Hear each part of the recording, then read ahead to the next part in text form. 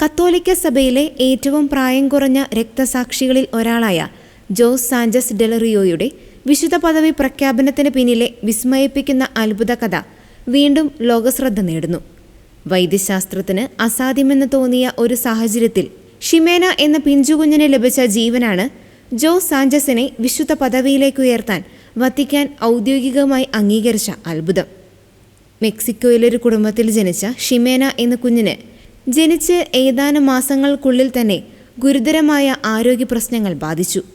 അവളുടെ തലച്ചോറിൽ രക്തസ്രാവവും അണുബാധയും ഉണ്ടായതിനെ തുടർന്ന് അവൾ കോമോയിലായി.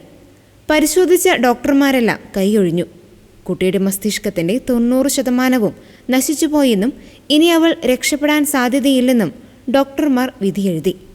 വെന്റിലേറ്റർ സഹായത്തോടെ മാത്രമാണ് ആ കുഞ്ഞ് ജീവൻ നിലനിർത്തിയിരുന്നത്. ഷിമേനയുടെ മാതാപിതാക്കൾ തങ്ങളുടെ കുഞ്ഞിനെ മരണത്തിന് വിട്ടുകൊടുക്കാൻ തയ്യാറായിരുന്നില്ല. ആ സമയത്താണ് മെക്സിക്കോയിലെ ക്രിസ്റ്റേറോ യുദ്ധത്തിൽ വിശ്വാസത്തിനു വേണ്ടി രക്തസാക്ഷിത്വം വരിച്ച ധീരബാലൻ ജോസ് സാഞ്ചസിനെ കുറിച്ച് അവർ അറിയുന്നത്. അവർ ആ ബാലന്റെ മധ്യസ്ഥത തേടി പ്രാർത്ഥിക്കാൻ തുടങ്ങി. വെന്റിലേറ്റർ നീക്കം ചെയ്യുന്ന നിമിഷം വരെ അവർ വിശ്വാസം കൈവിട്ടില്ല. ഡോക്ടർമാർ വെന്റിലേറ്റർ മാറ്റിയപ്പോൾ അത്ഭുതം സംഭവിച്ചു.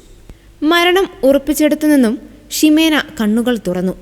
മസ്തിഷ്കം പൂർണ്ണമായി നശിച്ചുവെന്ന് റിപ്പോർട്ടുകളിൽ പറഞ്ഞിരുന്നെങ്കിലും അവൾക്ക് യാതൊരുവിധ വൈകല്യങ്ങളുമില്ലാതെ പൂർണ്ണ ആരോഗ്യം തിരിച്ചുകിട്ടി. ഇത് കേവലം ഭാഗ്യമല്ലെന്നും വൈദ്യശാസ്ത്രത്തിന് വിശദീകരിക്കാനാവാത്ത അത്ഭുതമാണെന്നും ഡോക്ടർമാർ തന്നെ പിന്നീട് സാക്ഷ്യപ്പെടുത്തുന്നുണ്ട്. ഈ അത്ഭുതം വത്തിക്കാനിലെ നാമകരണ സമിതി വിശദമായി പഠിക്കുകയും 2016 ജോസ് സാഞ്ചസ് ഡെലറിയോയെ വിശുദ്ധനായി പ്രഖ്യാപിക്കുകയും ചെയ്തു. 14-ാം വയസ്സിൽ ക്രിസ്തുരാജൻ വാഴട്ടെയെന്ന് വിളിച്ചു പറഞ്ഞ് രക്തസാക്ഷിത്വം വരിച്ച ആ ബാലന്റെ വിശ്വാസത്തിന്റെ തെളിവായി ഇന്നും ഷിമേന ജീവിക്കുന്നു.